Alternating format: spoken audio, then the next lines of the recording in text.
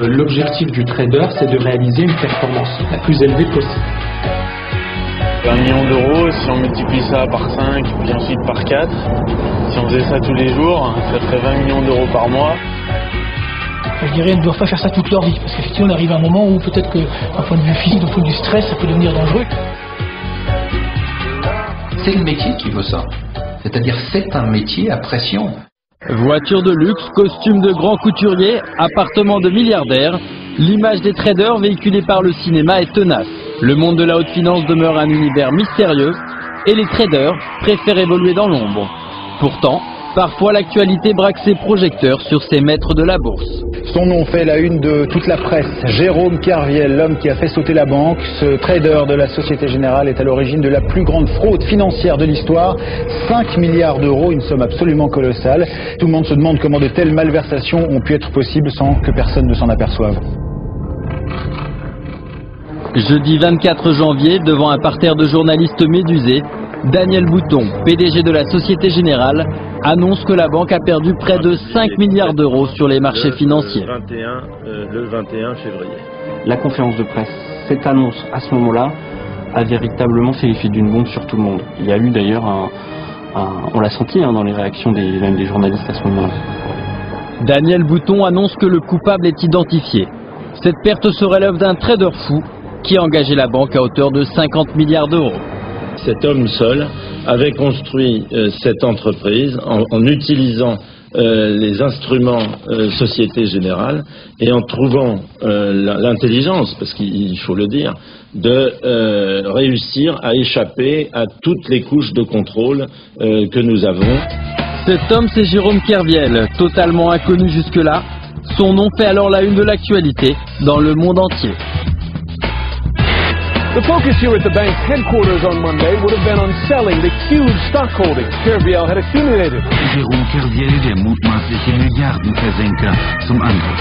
Trading bets that cost the bank $7 billion.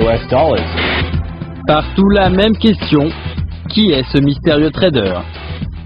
C'est quelqu'un qui vient d'un milieu modeste. Son père était professeur dans une école de chaudronnerie. Sa mère avait un salon de coiffure. Il vient de Bretagne, d'un village en Bretagne. C'est quelqu'un qui n'a pas fait les meilleures études. Il a fait un master en finance à Lyon. Il est passé par l'université alors que les grands traders sont recrutés dans les grandes écoles de commerce. Donc c'est quelqu'un qui a une soif de reconnaissance, qui a envie de vous montrer qu'il est vraiment capable d'être un trader, d'être un grand trader. Il le dit lui-même un petit peu, il veut montrer qui est vraiment Jérôme Kerviel. Obsédé par son ambition, son parcours est exemplaire. D'abord contrôleur de risque, puis assistant trader, il gravit un à un tous les échelons pour enfin devenir trader. Mais dans la salle des marchés, il conserve un sentiment d'infériorité. Jérôme Kerviel, lui, c'est un petit trader, donc il gagnait peu par rapport aux stars de la finance. Donc son salaire fixe, c'était aux alentours de 60 000 euros. Il touchait un bonus qu'il a amené effectivement en 2006 donc son salaire total c'était 100 000 euros. Les stars de la finance peuvent toucher 1 million d'euros pour un bon trader qui rapporte beaucoup d'argent à sa banque. Donc il voyait bien qu'il y avait une différence avec les autres traders. Il voyait bien qu'il n'était pas comme eux, il voyait bien qu'il ne toucherait pas autant d'argent qu'eux, et il avait envie de leur montrer qu'il était même meilleur qu'eux, qu'il était capable de gagner encore plus d'argent qu'eux. Pour gagner plus d'argent que les autres, Jérôme Kerviel décide de prendre des risques. Pour cela, il mise des sommes beaucoup plus importantes que celles qui lui sont permises. Nous sommes en 2005 et c'est l'été. Il a une première fois joué comme ça au moment des attentats de Londres sur la baisse du titre Allianz, donc un assureur allemand, et il a gagné ce jour-là une somme de l'ordre de 500 000 euros. Et il s'est rendu compte que ça passait très bien, qu'il l'a déclaré à ses chefs. Ses chefs lui ont dit c'est pas bien de pas avoir fait selon les règles, mais comme tu as gagné de l'argent, c'est bon. Pendant 2 ans, Jérôme Kerviel fait gagner beaucoup d'argent à la Société Générale et prend de plus en plus de risques. En 2007, le trader bat même tous les records de bénéfices. Pour l'année 2007, Jérôme Kerviel est le trader qui a fait gagner le plus d'argent sur un seul coup à sa banque. Là aussi, c'est quelque chose d'assez exceptionnel, c'est que dans l'histoire, on n'a jamais vu un trader qui avait fait gagner à sa banque 1,5 milliard. pour l'année 2007, avant de tout perdre ensuite. Mais ça s'était jamais vu. Pour atteindre ce chiffre record, Jérôme Kerviel a dû miser des sommes d'argent astronomiques qui dépassent de très loin les limites autorisées par la banque. Mais il craint que sa direction le découvre et préfère alors dissimuler son gain. Une fois qu'il a gagné autant d'argent, ici il est arrivé effectivement à une situation où s'il avait déclaré qu'il avait gagné 1,4 milliard, il risquait de se faire licencier parce qu'il n'avait pas respecté les règles. En même temps, il était fier de lui-même et il avait ce double désir, à la fois de le dire et de ne pas le dire. Donc il décide de faire une fausse transaction destinée à cacher son gain réel. Et cette fausse transaction a alerté les services de contrôle des risques, qui s'appellent les risk managers, qui là ont fait un calcul à partir des ratios de fonds propres engagés par la banque à ce moment-là. Et ils se sont rendus compte que les chiffres étaient délirants. En effet, le trader a misé sur les marchés près de 50 milliards d'euros. La Société Générale prend peur et décide de réagir. La banque n'a pas vraiment le choix, donc elle découvre qu'il y a 50 milliards engagés sur les marchés. 50 milliards, c'est une position qui est supérieure à ses fonds propres. Si jamais les marchés s'écroulent, eh bien la banque disparaît. Elle n'a pas assez d'argent pour faire face. Donc elle décide de tout liquider le plus rapidement possible. Et la Société Générale fait ça discrètement, donc elle confie ça à un trader expérimenté, sans le dire à personne au sein de la banque. Seules quelques personnes sont mises au courant. Et le débouclage est fait dans l'urgence. Une opération qui se solde par une perte de 5 milliards d'euros. La Société Générale n'est pas passée loin de la catastrophe. Là, on est déjà dans des chiffres qui font peur. C'est-à-dire que 5 milliards d'euros sur une seule personne, sur une seule position. Je veux dire, on va avoir du mal à battre ça, c'est le nouveau record à battre, donc aujourd'hui le concours est ouvert, si des gens veulent se présenter, ils peuvent y aller, mais je pense qu'on aura du mal. Est-ce que ça aurait pu être plus grave? Ça peut toujours être plus grave, mais on a du mal à imaginer comment ça aurait pu être plus grave. Si ça aurait pu être plus grave, c'est-à-dire perdre beaucoup plus d'argent, et que la Société Générale ne puisse pas le lundi, compte tenu de la perte qu'elle avait, assumer ses obligations. Le pire a été évité, mais les bureaux de la Société Générale sont perquisitionnés et ses principaux dirigeants interrogés. Jérôme Kerviel est mis en examen et écroué. 5 semaines plus tard, il sort de prison, sous contrôle judiciaire, jusqu'à un éventuel procès. Jérôme Kerviel retrouve la liberté, décision de la Cour d'appel de Paris. Le trader de la Société Générale a quitté la prison de la Santé. Il reste soumis à un contrôle judiciaire très strict. À la Société Générale. Depuis le début de l'affaire, Jérôme Kerviel a fait la une des médias et est devenu une star. Sur le net, les internautes se déchaînent et font de Kerviel un martyr du capitalisme. Mettre à l'honneur un jeune inconnu nommé Jérôme Kerviel, qui venait de jeter 5 milliards dans une poubelle. Il vaut des milliards en or, en dollars, Picsou. Juste une question, monsieur, vous êtes à la Société Générale? À votre avis, connard! Cette affaire vient de mettre un coup de projecteur sur cette profession de trader. Elle véhicule également l'image du Golden Boy, sans foi ni loi, flambeur, joueur, prêt à quasiment tout pour gagner beaucoup d'argent. Alors cette image colle-t-elle à la réalité? Pour nous aider à répondre à cette question, nous sommes allés à la rencontre de ces traders. 6 h du matin, dans une banlieue huppée de l'ouest parisien. Tout le monde dort, sauf Arnaud, lui commence sa journée très tôt. À seulement 33 ans, Arnaud est trader depuis près de 10 ans et travaille pour la filiale d'une prestigieuse banque anglo-saxonne. Arnaud, toutes les journées commencent aussitôt que ça? Eh oui, c'est la dure loi du trading. Donc debout avant 6 h pour le café et puis les infos avant de partir. Et si ces journées commencent si tôt, c'est qu'Arnaud doit être à son bureau dès 7 h 30. Alors avant de prendre la route, il profite de son seul moment de calme de la journée pour s'informer des dernières nouvelles économiques. Là, c'est un petit peu se mettre en contact avec l'information, voir s'il y a des entreprises qui ont publié, si éventuellement il y a d'autres types d'informations liées à l'économie. On peut penser qu'en fonction de l'actualité économique ou même microéconomique, on va pouvoir faire des paris sur des entreprises ou sur une évolution du marché dans la journée. 6h30, toujours ponctuel, Arnaud quitte son domicile, direction le 8e arrondissement de Paris. Jusqu'à 19h, il restera arrivé à ses écrans d'ordinateur, suivant les moindres variations de la bourse, prêt à acheter et vendre des actions. Arnaud peut à lui tout seul miser sur les marchés jusqu'à 100 millions d'euros, une somme colossale qui n'autorise pas la moindre faute d'inattention. On passe des centaines d'ordres au quotidien et donc forcément on est obligé d'être là, je veux dire, aux aguets des fluctuations. Sur une journée au global, je pense que le plus gros gain, ça devait être de l'ordre d'1 million d'euros.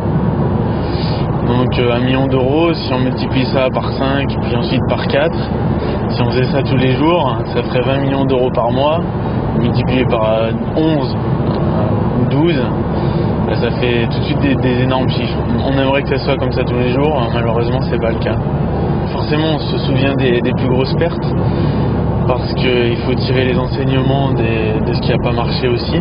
Je me souviens d'une perte particulière il y a pas si longtemps en fait, où les marchés se sont mis à décaler d'un coup. C'était une perte de l'ordre de 300 000 euros. BFM, il est 7h. Dépréciation d'actifs de 19 milliards de dollars. Ce sont bien des dollars là, pour la banque suisse UBS. 19 milliards. Bah alors ça c'est une grosse nouvelle par exemple. Ça c'est une grosse nouvelle parce que 19 milliards c'est largement supérieur à ce que le marché pouvait prévoir. Et donc ça risque d'avoir un impact très négatif sur le marché. Mais en tout cas, voilà, on n'est pas encore au bureau, mais on commence déjà à avoir des pistes sur la stratégie qu'on va pouvoir mettre en place. La perte financière enregistrée par la banque suisse va influencer les choix d'Arnaud pour la journée. À titre personnel, elle le touche particulièrement, car c'est dans cette banque qu'Arnaud a débuté sa carrière en 1998. Les cotations à la Bourse de Paris n'ouvrent qu'à 9h. Il ne reste donc qu'une heure et demie à Arnaud pour affiner sa stratégie. Au même moment, à l'autre bout de Paris, dans cette voiture de sport, Nassim, 37 ans, trader pour une grande banque française. Comme tous les jours, il retrouve deux collègues dans un café proche de son bureau. Dans leur contrat, ces traders ont une clause de confidentialité. C'est pour cela qu'ils ont décidé de témoigner à visage caché. Pour ces traders, la première préoccupation de la journée est toujours la même, vérifier les dernières infos financières. 3,55 et puis 4 pour le numéro de la Nasdaq. Incroyable. Finalement, la bourse, elle nous arrête jamais. C'est 24 heures sur 24. Ah, c'est 24 heures sur 24. Exactement, c'est un flux tendu. On est dans un métier où il faut rester au courant. Vivre avec l'information fait partie intégrante de notre métier. Nassim est trader depuis plus de 10 ans, mais aujourd'hui, usé par le stress et la pression de son métier, il s'interroge sur son avenir professionnel. Et depuis le mini-crack boursier, ses doutes n'ont fait qu'augmenter. Honnêtement, cet été, à un moment donné, on pensait que c'était la fin du monde.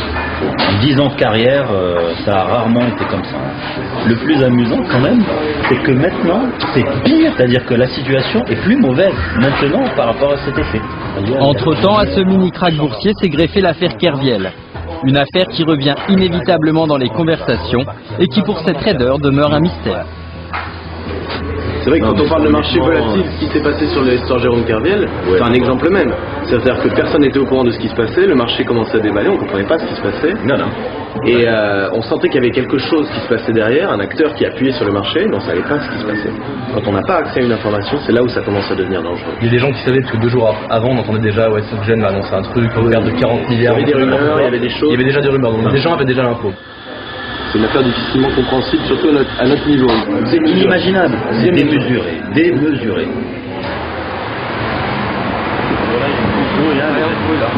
Nassim, comment vous vous sentez avant d'aller travailler? On se sent tout excité, les amis. Ouais, tous les matins, on est content. C'est une nouvelle journée qui commence. Là, ça va être la découverte encore. Il n'y a aucune journée qui ressemble à une autre. Tous les jours, c'est un challenge, c'est une course à la réussite. Et cette journée ne commence pas sous les meilleurs auspices. La veille, le prix du pétrole et de l'euro ont atteint des sommes records, entraînant une nouvelle chute des marchés financiers. En plein cœur de Paris, nous entrons dans la salle des marchés de la société Groupama. Un lieu dans lequel les caméras ne sont généralement pas admises. Philippe-Henri Burlisson en est le directeur. Il passe de poste en poste pour faire le point sur les dernières infos avec ses traders. Ici, vous êtes dans la salle de gestion des obligations et des taux de Groupama Asset Management, qui est la filiale de gestion d'actifs de Groupama SA. La salle des marchés, c'est l'antre des traders. Mais l'époque de la corbeille où des hommes s'agitaient et vociféraient leurs ordres d'achat est depuis longtemps révolue. Définitivement, une page est tournée. Mercredi, la corbeille sera devenue un objet de musée et aura fait place aux terminaux d'ordinateurs. La criée aura cédé sa place au système de cotation en continu, assisté par ordinateur. Aujourd'hui, l'atmosphère est plus sereine. Sur ces écrans, les cours de la bourse en direct et toutes les informations en temps réel. Donc ici, par exemple, on a un certain nombre d'indicateurs sur le marché des taux d'intérêt. On suit également les évolutions d'un certain nombre d'indices crédits. On suit l'évolution du pétrole, de l'euro-dollar. Et puis, il y a un autre écran que je peux vous présenter ici, où on retrouve toutes les informations économiques qui vont tomber aujourd'hui. C'est ce que vous retrouvez en blanc sur les différentes zones, aux États-Unis, ici en zone euro dans les principaux pays. Donc voilà, c'est le genre de choses sur lequel on est très attentif tous les jours. L'idée, c'est surtout de réagir à toutes les données qui tombent et de revoir nos stratégies le plus rapidement possible dans les portefeuilles. La conséquence de ça, c'est de faire des ventes et des achats pour répondre à notre nouvelle stratégie. Dans cette salle, les femmes représentent 30% des effectifs. Une originalité dans ce monde très masculin où 90% des traders sont des hommes. Les femmes, jugées alors trop émotives, étaient même interdites de toute activité boursière jusqu'en 1967. Aujourd'hui, Stéphane, un autre trader, est en difficulté. Depuis le début de la matinée, il cherche désespérément des acheteurs pour des actions en forte baisse. Tous les indicateurs sont dans le rouge. On essaye de vendre des positions que nous avons dans nos portefeuilles sur le marché, tout simplement. Parce que nous considérons que le risque que nous portons n'est pas encore suffisamment bien rémunéré. Alors, le problème, c'est qu'actuellement, sur le marché, la plupart des détenteurs veulent les vendre. Les coups de téléphone se succèdent, le stress monte, mais personne ne veut de ces actions. Du CLO de l'Evergiron. C'est difficilement vendable, je ne vais pas vous cacher la réalité et vous dire que c'est quelque chose qui est facilement vendable. Le marché est extrêmement difficile. Tout le monde... Voilà Fred, c'est impressionnant. Ne pas réussir à vendre, c'est le pire qui puisse arriver dans votre métier? Oui, c'est horrible. C'est horrible. On a du mal à le sortir. Devant ces difficultés, Philippe-Henri, le directeur, intervient. Mais rien n'y fait, Stéphane ne vendra pas ses actions ce jour-là, une journée qui lui aura fait perdre beaucoup d'argent. Nous retrouvons Arnaud. Il est 19h et après une journée stressante, il retrouve le calme de sa maison auprès de sa femme Juliette.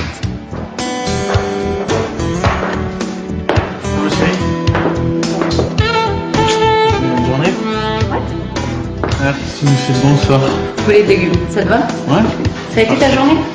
Ouais, ça va, un peu dur, mais ça va. Une petite bouteille de vin, ça te dit? Ouais, bah tu vois, je sortais des verres à eau, je t'arrive à un an. Ok, on va se faire ça. Arnaud, tu es un passionné de vin?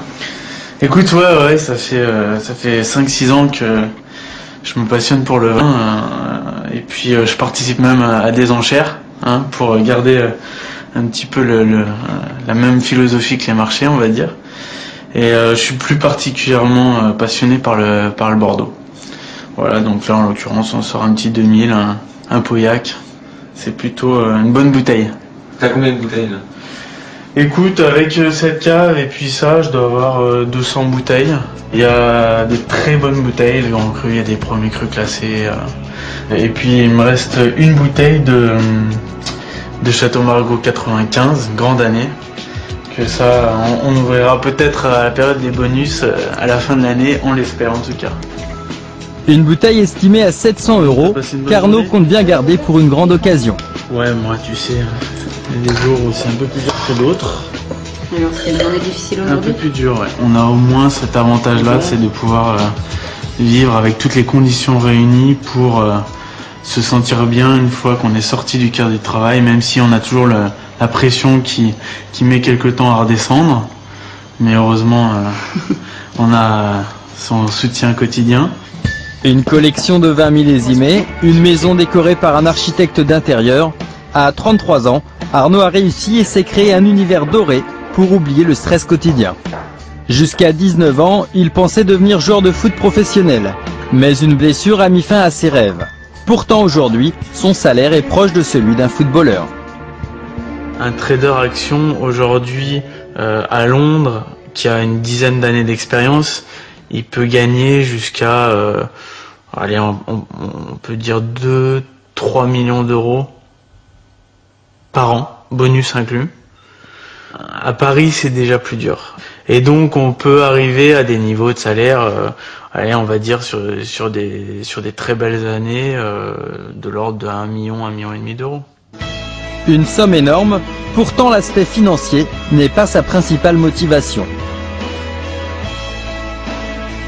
On a toujours la fameuse image de Gordon Gekko, Michael Douglas, dans Wall Street. J'avais cette image, mais c'était pas cette image-là forcément qui m'attirait.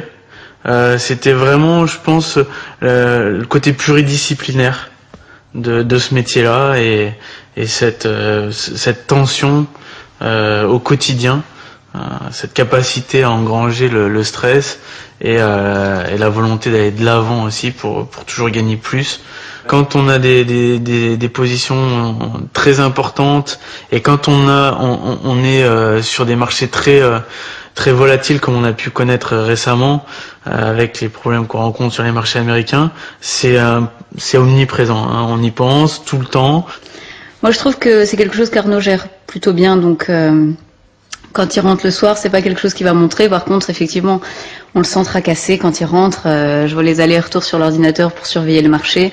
Et il n'est pas excessivement disponible parce que voilà. Et encore une fois, comme dit Arnaud, ça dépend des journées, ça dépend de ce qui s'est passé sur les marchés. Et il y a des journées où ça se passe très bien et voilà, et tout va bien à la maison aussi. Je comprends qu'il aille regarder, ça le rassure. Après, il passe une meilleure soirée. C'est vrai qu'il est moins disponible dans sa tête. Mais encore une fois, Arnaud, c'est quelqu'un qui arrive pas trop mal à gérer ça. Non, on a une petite règle entre nous, c'est de pas parler boulot en rentrant pour pas justement se prendre trop la tête. Donc il gère ça de son côté, moi du mien. 20h32, les marchés américains ils ferment à 22h. Donc 1h30 avant la fin des marchés américains, on a une vraie tendance en principe de là où ils devraient clôturer. C'est bien, les marchés montent, notamment le Nasdaq 1%. Donc demain matin on devrait ouvrir de manière assez positive et ça c'est plutôt de bonne augure. Avant d'exercer son métier à Paris, Arnaud, comme beaucoup de jeunes traders français, s'est expatrié à Londres pendant 4 ans. Une opportunité qui lui a permis d'accroître son expérience et d'accélérer son ascension professionnelle. Londres, au cœur de la City, le quartier des affaires, la capitale britannique est en passe de devenir la première place financière du monde. Ici, la réussite s'affiche et les Français accourent par dizaines de milliers pour tenter leur chance.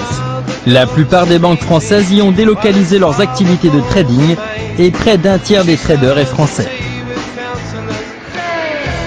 6h30 du matin dans une banlieue chic de Londres. Nous retrouvons Jérôme, 27 ans. Ce Français installé ici depuis 2 ans et demi est trader pour une banque française.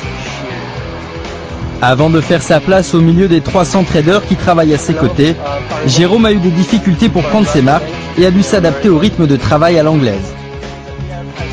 Il faut être capable d'être à 7 heures sur sa chaise, à travailler dès la première seconde. Il y a déjà les courtiers qui sont là depuis 1 heure, ils savent ce qui se passe, ils hurlent les prix dans la boîte toutes les 5 secondes. Donc il faut vraiment être au taquet dès la première seconde. J'ai quand même galéré pendant 1 an à peu près, à m'adapter au rythme, etc.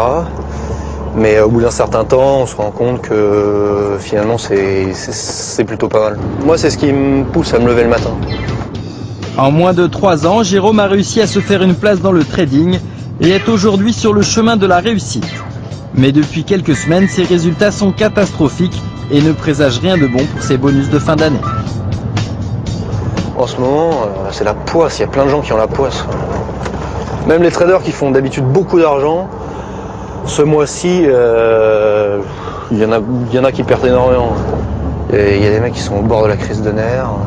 Moi je résiste un peu, mais j'ai perdu énormément d'argent la semaine dernière. Je suis à 0 sur l'année d'ailleurs. Mais l'important c'est de ne pas se focaliser sur la perte aussi. Parce que si tu te focalises sur la perte, tu vas avoir tendance à vouloir dire bon il faut que je me refasse. C'est là qu'il faut garder son sang-froid, toujours penser à la stratégie, toujours réfléchir intelligemment au lieu de se focaliser sur la perte que tu as faite ou vouloir absolument te refaire. Mais c'est pareil au casino d'ailleurs. Le mec qui veut se refaire, généralement c'est là qu'il perd le plus. Parce qu'il n'a pas de stratégie. Avoir une stratégie, c'est la clé pour réussir dans le trading. Les traders sont avant tout des stratèges et non des joueurs.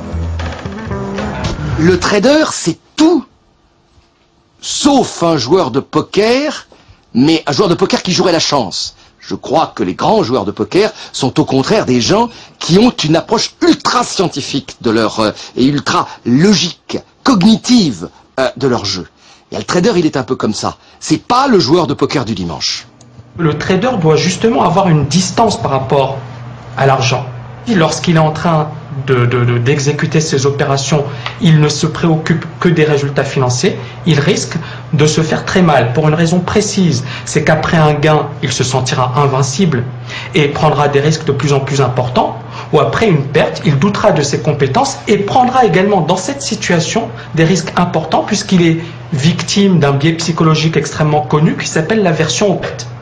En situation de perte, les individus sont dans une situation d'inconfort et refusent de regarder la réalité en face, et au lieu de sortir de cette position et d'accepter, d'assumer finalement cette perte, ils s'entêtent et prennent des risques de plus en plus importants. C'est de cette façon que ces dernières années, quelques traders ont connu des pertes astronomiques. Au palmarès des traders les plus fous de l'histoire, le grand gagnant est Brian Hunter. Ce Canadien de 32 ans parie en 2007 sur la hausse du gaz naturel. Mauvaise intuition, il perd 6,5 milliards d'euros. Numéro 2, Yasuo Amanaka, il perd près de 2 milliards d'euros en 1998. Numéro 3, John Rusnak, avec 500 millions d'euros de pertes. Mais le plus célèbre d'entre eux reste Nick Leeson. Toute la presse britannique cherche à comprendre depuis ce matin comment un jeune courtier de 28 ans a pu ruiner pratiquement à lui tout seul l'une des plus anciennes banques du Royaume-Uni dont il était l'employé, la Barings, aujourd'hui en faillite, comptait parmi ses clients la reine d'Angleterre en personne, et Nick Leeson, le jeune courtier en question, est aujourd'hui introuvable. En 1995, Nick Leeson est trader à Singapour lorsqu'il perd à lui tout seul près d'1,5 milliard d'euros. Déjà à l'époque, cette affaire provoque un choc dans l'opinion publique et suscite des interrogations sur le pouvoir des traders. C'est incroyable vraiment qu'une seule personne puisse être responsable de telles sommes d'argent. Après 2 mois de cavale, Nick Leeson est arrêté et condamné à 6 ans de prison. Mais cette affaire fait également sa fortune. Son autobiographie devient un best-seller et est adaptée pour le cinéma avec Ewan McGregor. C'est pour éviter ce type de catastrophe que toutes les banques ont des systèmes pour contrôler leurs traders. Retour chez Groupama. Ici, il y a 8 contrôleurs de risque pour 20 traders. Leur rôle est de vérifier que les risques pris par les traders ne sont pas trop élevés. Mais surprise, les contrôleurs n'ont pas pour rôle d'empêcher la prise de risque, mais seulement d'éviter qu'elle ne dépasse certaines limites. Le contrôle des risques n'est pas là pour empêcher les gérants de prendre des risques, mais au contraire, pour les aider à prendre ces risques à bon escient. Parce qu'on sait qu'on ne peut pas faire de performance sans prendre de risques, et donc il convient de prendre en fait les bons niveaux de risque et de positionner ces risques sur les bons endroits, sur les facteurs sur lesquels on souhaite être sensible, pour générer de la performance pour les fonds. Il est 18h, les traders viennent de clôturer leurs comptes et de les envoyer à leurs contrôleurs, à eux de les vérifier. En cas de dépassement, on est là pour avertir immédiatement la gestion pour dire qu'il y a un dépassement sur tel ou tel type de règles d'investissement. Dès qu'une valeur est calculée, on peut tout de suite voir ces portefeuilles et donc la réactivité est assez forte. Donc ça fait que les dépassements, il y en a de temps en temps, on va pas vous dire qu'il n'y en a pas, mais c'est assez mineur et donc ils sont tout de suite remis à niveau. Avec ce type de contrôle, est-ce qu'il est possible qu'un trader puisse dissimuler un dépassement ? Ils ne peuvent pas dissimuler. Enfin, ça ne se fait pas. Vu la façon dont se fait la validation des portefeuilles, la validation de tous les portefeuilles, il est impossible. je touche du bois, mais il n'est pas possible de pouvoir dissimuler le véritable état d'un portefeuille. En tout cas, chez Groupama, il est impossible de pouvoir falsifier, entre parenthèses, un portefeuille. Or, depuis l'affaire Kerviel, les contrôles effectués dans les établissements financiers sont l'objet de toutes les interrogations. Car l'explication du trader fou ne semble pas convaincre les journalistes et les économistes. Dès les premiers jours, cette thèse est même remise en cause dans la presse. Dans ses premiers articles, Nicolas Cory, le journaliste de Libération, pointait déjà ces zones d'ombre. Donc là on était le 28 janvier. Une énigme, 3 questions.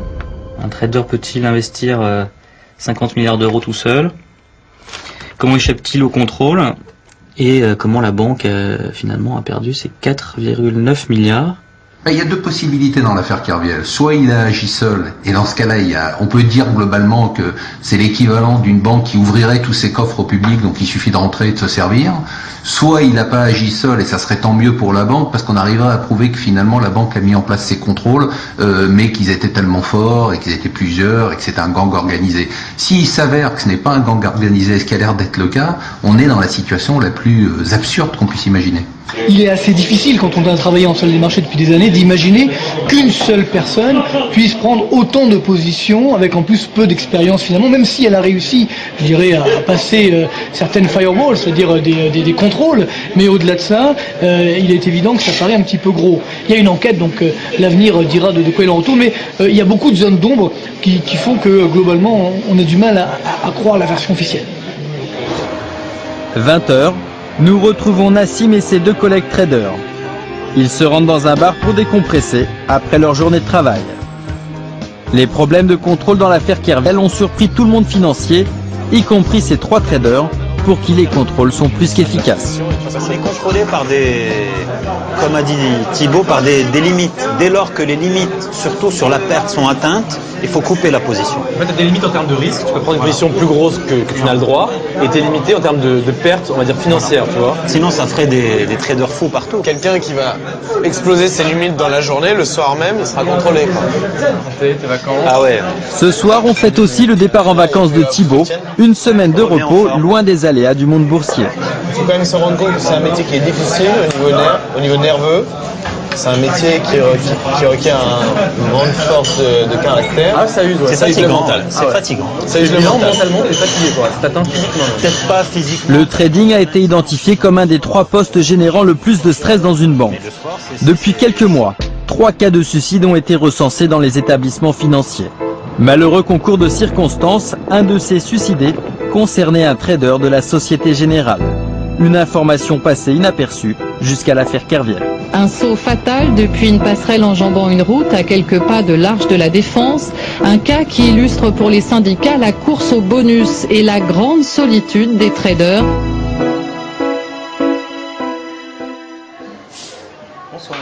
Pour beaucoup de traders, le sport devient un exutoire. Ce soir, comme 2 fois par semaine, Nassim se rend dans son club de sport.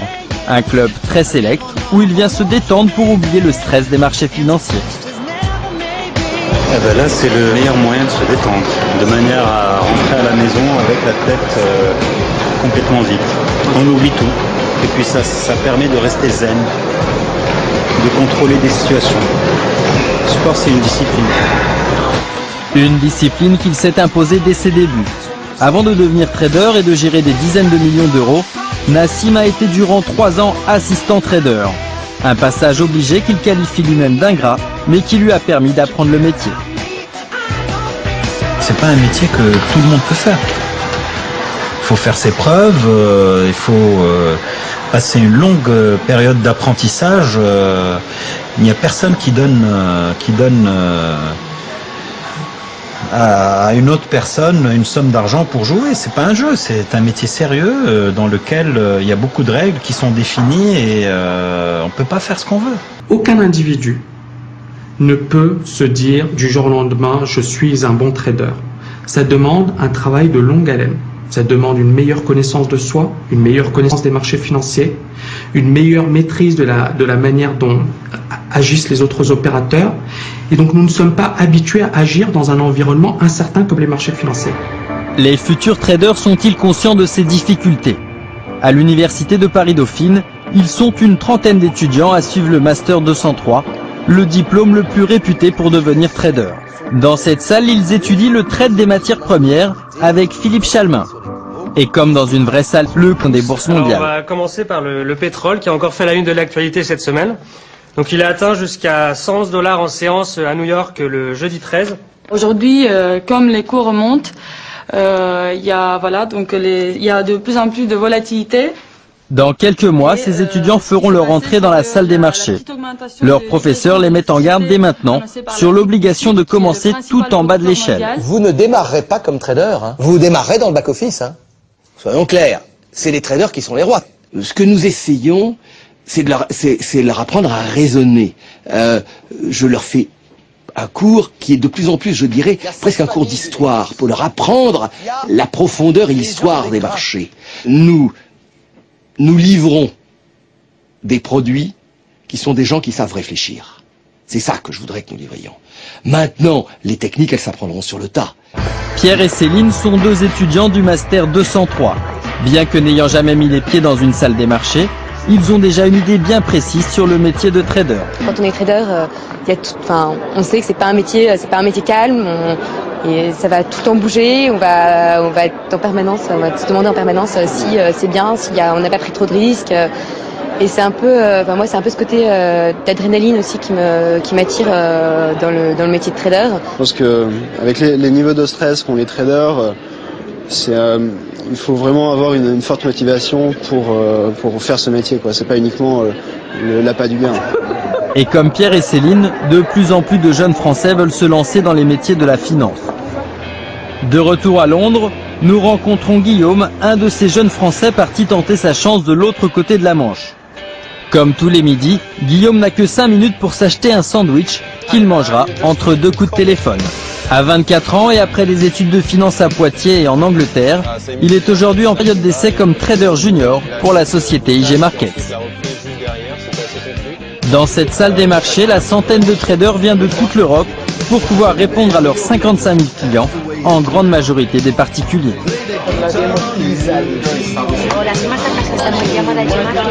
C'était un stock ou c'était une limite? Il est 12h30, Guillaume trouve enfin un petit moment pour manger son sandwich, mais impossible pour lui de prendre une vraie pause pour déjeuner. C'est tous les jours comme ça, c'est entre 2 coups de téléphone, on mange sur le bureau, les autres vont faire pareil dans un moment. Lorsque moi, qui parle français, je pars, ça veut dire qu'il reste 1 ou 2 personnes maxi qui parlent français aussi. On ne peut pas s'absenter vraiment longtemps, parce qu'à chaque fois, c'est une langue qui disparaît, à laquelle on ne peut plus répondre. Et pour tous les traders, c'est le même rituel, un déjeuner gastronomique, avalé sur le pouce. Les marchés financiers ne font jamais de pause, chaque trader passe des centaines d'ordres par jour. Au total, l'ensemble des traders effectuent près de 900 000 opérations par mois pour le compte de leurs clients. Des clients souvent très pressés. Là, il y a de l'adrénaline, vraiment, où faut passer le moins de temps possible avec chaque client, mais être le plus efficace, répondre à leurs questions, passer leurs trades et enchaîner. En fait, il y a plus d'adrénaline ici les jours où c'est... IG Market, Guillaume? You have to wait. There is pre-market in Nasdaq, but... Allô? Ok, fair enough. Là, il me demandait un prix sur une action américaine qui va ouvrir dans 13 minutes. Et il a raccroché. Il avait visiblement l'air pressé. Il a raccrochonné. Ouais, il m'a raccrochonné, ouais. Ça arrive régulièrement, les gens qui demandent un prix. Où est tel prix? Qu'est-ce qui se passe sur mon compte? Et puis, dès que vous leur avez donné la réponse, bang, ils sont déjà partis ailleurs. Ils n'ont pas dit au revoir, ni rien. Tout l'après-midi, les téléphones ne cessent de sonner dans une ambiance assourdissante. Et à une demi-heure de la fermeture des bourses européennes, le rythme s'accélère encore. C'est le moment où les clients veulent récupérer leurs gains. Mais aujourd'hui, tout ne se passe pas comme prévu. C'est l'alarme incendie. Guillaume semble un peu perdu et ne sait pas quoi faire. Ça pouvait pas plus mal tomber, c'est pas possible. Ça s'est jamais présenté comme cas. Mais l'alarme incendie n'est pas un exercice. Un feu s'est déclaré au... C'est pas possible. Ça s'est jamais présenté comme cas. Mais l'alarme incendie n'est pas un exercice. un feu s'est déclaré au 4e étage et les traders sont obligés d'évacuer l'immeuble sans pouvoir en avertir leurs clients. Les traders sont regroupés sur le trottoir sans savoir ce qui va se passer pour leur portefeuille d'actions. C'est un très mauvais moment, c'est le moment juste avant la clôture où les gens doivent dénouer leur position, les gens veulent savoir ce qui se passe sur les ordres qu'on travaillait pour eux. Il n'y a personne pour répondre à leurs appels maintenant. J'ai aucune idée de ce qui va se passer, comment ça se passe. 3 quarts d'heure plus tard, le début d'incendie est maîtrisé et les traders sont autorisés à entrer dans le bâtiment. À peine revenu à son poste, Guillaume tente de reprendre les choses en main. Il appelle un par un tous ses clients pour les informer de la situation de leur portefeuille et fait les dernières vérifications de ces transactions. Des vérifications qui lui prendront plus d'1 heure. Heureusement, il n'y a pas eu de catastrophe. Son salaire de 2 500 € par mois l'oblige à vivre en colocation dans une petite maison de la banlieue de Londres. C'est donc en métro qu'il rentre chez lui. 45 minutes plus tard, Guillaume arrive enfin à son domicile. S'il a choisi de s'installer à Londres, c'est parce qu'il pense qu'il aura plus de chances de réussir ici qu'à Paris. C'est la capitale financière européenne, peut-être même mondiale maintenant d'ailleurs en termes de capitaux gérés. Ici on se sent beaucoup plus libre. Quelqu'un qui arrive ici, peu importe vraiment ses origines, ce qui compte c'est ce qu'il arrive à faire sur le tas. C'est là qu'il va être testé vraiment. Pour Guillaume, tout ne s'est pas passé comme il l'aurait voulu. À son arrivée à Londres, tout juste diplômé, il est recruté par un fonds d'investissement comme trader. Et pour ses débuts dans la finance, la chance lui sourit. Le premier mois où j'ai commencé, j'ai directement gagné. Dès le premier jour, petit à petit, pendant tout le premier mois, ça fonctionnait jusqu'à un certain mois de juillet 2007. Ce mois-là, Guillaume empoche 75 000 €. Croyant en sa bonne étoile, il réinvestit tout sur les marchés. Malheureusement, la crise boursière passe par là et Guillaume est entraîné dans la chute. En quelques jours, il perd tout et se fait licencier. On se sent juste mauvais, médiocre, on se sent juste nul, rabaissé, on perd toute envie de combativité ou ce genre de choses. Ouais, c'est une énorme remise en question, ouais. Beaucoup de doutes autour. Ouais. Il est 20 h, Jérôme a passé la soirée dans un club de striptease branché avec ses courtiers, les personnes chargées de passer les ordres des traders. Sur chaque opération, les courtiers touchent une commission. Ils ont donc tout intérêt à soigner leur relation avec les traders. C'est soirée habituelle, c'est-à-dire que le courtier nous invite parce qu'on est son client et que donc il veut garder des bonnes relations. C'est un des moyens qu'ils ont trouvé pour garder les traders comme clients. Donc on ne peut pas recevoir n'importe quoi comme cadeau. Et quand on le reçoit, il faut déclarer la valeur nominale de ce qu'il représente. Selon la valeur nominale, il faudra partager ou alors il faudra peut-être payer des impôts dessus. Ces relations entre les traders et leurs courtiers sont donc très contrôlées. C'est pour cette raison que nous n'avons pas pu filmer cette soirée. Quant aux cadeaux, ils peuvent aller de la simple bouteille de vin jusqu'au voyage dans les Caraïbes. Ça fait partie des motivations, mais finalement ça n'arrive pas au premier plan évidemment, parce que quand on commence le trading, on ne se doute pas que les relations avec les traders, les relations avec les courtiers vont être aussi quelque chose d'aussi important finalement. De retour chez lui, Jérôme n'en a pas fini avec les marchés financiers. Passionné par son métier, il n'hésite pas à jouer une partie de son salaire en bourse. Là, j'ai quelques positions sur le marché des actions à la Bourse de Paris. C'est pour mon propre compte. Je regarde les news de la journée. C'est une passion et puis ça fait aussi partie, comme j'ai accès aux outils, que je sais ce qui se passe, que j'ai plus d'informations que le kidam vu que je travaille sur le marché toute la journée. Je suis plus apte à prendre des décisions, donc j'en profite en fait. Sa stratégie du moment, échanger son salaire en livres sterling contre des euros, car Jérôme n'a pas l'intention de s'éterniser en Angleterre. Si l'euro monte trop, ça diminue d'autant ton salaire en livres sterling. Il faut donc essayer de suivre le marché, voir quelles sont les nouvelles en Europe, quelles sont les nouvelles ici, pour essayer plus ou moins de prévoir le cours et racheter des euros avant que ce soit trop cher. Et tous les traders français font comme Jérôme. Un trader de son expérience gagne entre 150 et 300 000 euros par an. Un salaire très élevé, en grande partie constitué par les fameux bonus. Les bonus représentent la fourchette, ça peut être 0% pour un trader, puisque évidemment s'il fait 0 ou négatif, il a rien, jusqu'à 200 ou 250% du salaire, je dirais à peu près. Pour les Français installés à Londres, ces bonus sont versés en toute légalité dans des paradis fiscaux. Mais cette rémunération à la performance ne pousse-t-elle pas les traders à prendre trop de risques? La problématique de la rémunération des traders est très complexe, parce qu'elle a 3 dimensions. La première, c'est que on pourrait les payer avec un salaire fixe très important, mais d'un coup, on pourrait se dire aussi qu'ils n'ont plus de motivation à gagner. Donc c'est la première chose qui est un problème. Ensuite, le problème qu'on a, c'est que si on ne les motive pas suffisamment sur les gains, ils s'en vont. Ils vont à la concurrence ou ils montent leur propre fonds. Donc on est obligé de les payer à la performance. Les traders ont toujours été payés à la performance et on ne peut pas imaginer un autre système. Retour chez Guillaume. Malgré son premier échec londonien, il n'a pas abandonné son rêve de devenir un grand trader. Alors il sacrifie tout son temps libre pour mettre au point un modèle mathématique, une martingale, qui le ferait gagner à tous les coups en bourse. J'essaie de programmer un système qui achèterait et qui vendrait tout seul. Ça permet de retirer l'aspect psychologique du trading et de laisser faire la machine. Le but, c'est de trouver un modèle qui va marcher tout le temps, j'ai envie de dire. Un projet un peu fou qui ferait de Guillaume une star des marchés financiers. Cette formule lui permettrait d'égaler les plus grands traders de la planète, mais pas seulement. D'avoir que les honneurs, non, ça suffirait peut-être pas. J'ai bien envie aussi de retirer les fruits de ces honneurs aussi. Ouais. Donc c'est pas...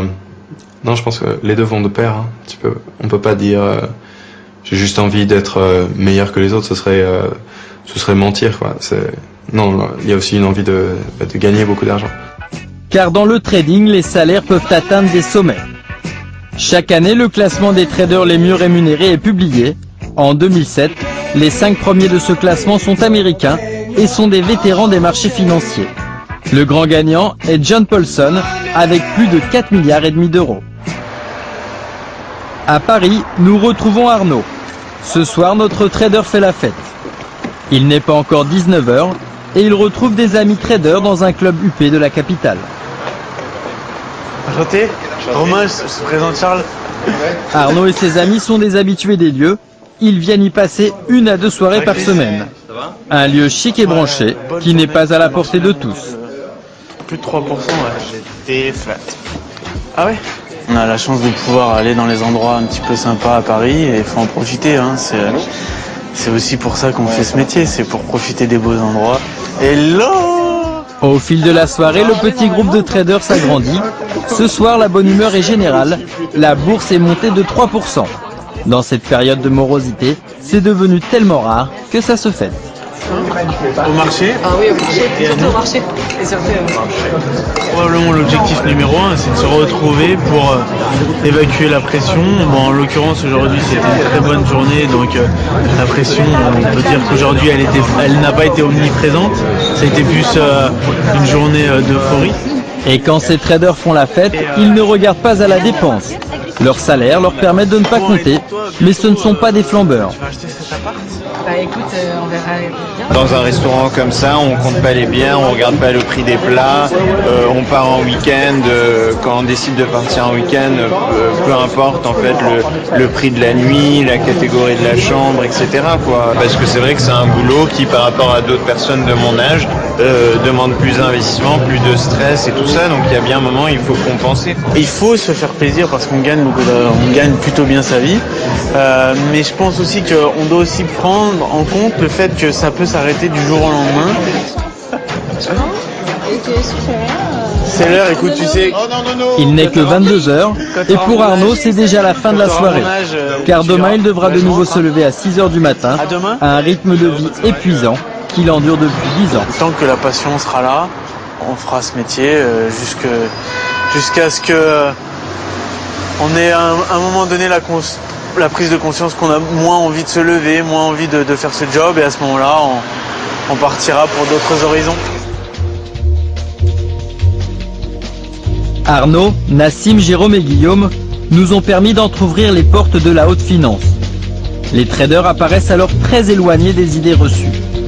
Si le stress, la pression, les dizaines de millions brassés chaque jour font partie de leur quotidien, les traders sont ni des joueurs ni des flambeurs, mais d'abord et avant tout des passionnés des variations de la bourse.